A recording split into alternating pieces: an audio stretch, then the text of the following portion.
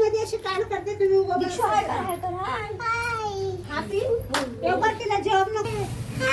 हाय आज आहे पाव काय बनवतोय आपण? पाव भाजी येते तुला? आज आम्ही सगळे एकत्र भेटलोय. आजीच्या घरी आलोय आम्ही, कारण आम्हाला उशीर झाला घरी येण्यासाठी, त्यामुळे आम्ही आज इथेच आलो होतो. आणि आज सकाळी उठून असा विचार केलाय की मस्त पावभाजीचा बेत करूया. तर रेसिपी तर कोणाला माहीत नाही, डोंबलं यूट्यूबवर ह्याच्यावर त्याच्यावर बघून थोडं थोडं बनवायचं. आणि हा जो पसारा केलेला आहे ना, तो पावभाजीचा आहे. तर इथे माझी जी इथे बसलेली आहे कुक, ती आता बनवणार आहे.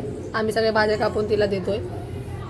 चला भेटूया थोड्या वेळात. चला आपण आता इथे भाज्या वगैरे सगळ्या आमच्या झालेल्या आहेत, धुवून कापून पुढतीसून पण घेतलेला आहे त्या लोकांनी.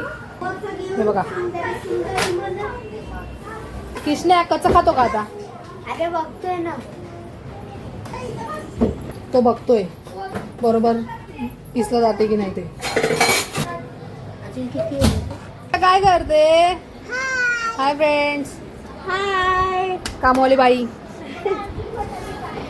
2 किलो वाटाणे सोलायला दिलेले आहे. तिला कसं वाटतंय?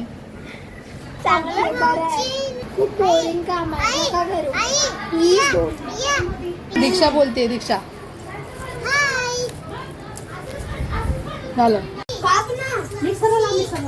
एवढं मोठं टोप ठेवलंय, असं वाटतं की गाव जेवण आहे. तिथे बालकामगार आहे, बालकामगार पण ठेवल्यात आम्ही.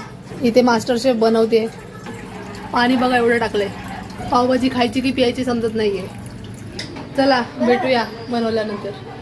हा, इथे आता आमची पावभाजी खाऊन झालेली आहे. मी व्हिडिओ काढायला विसरली रोजच्या प्रमाणे. आणि सगळं झालेलं आमचं तर खाऊन. इथे रिएक्शन बघा, सगळे खाऊन इथे खाल्ले झाले. हा बघा, सगळे आडवे पडलेले आहेत. खाऊन सगळ्यांची पोट एकदम भरलेली, एवढी बारीक झाली. तर सगळ्यांनी दादा भाऊ ठोसलेले आहेत.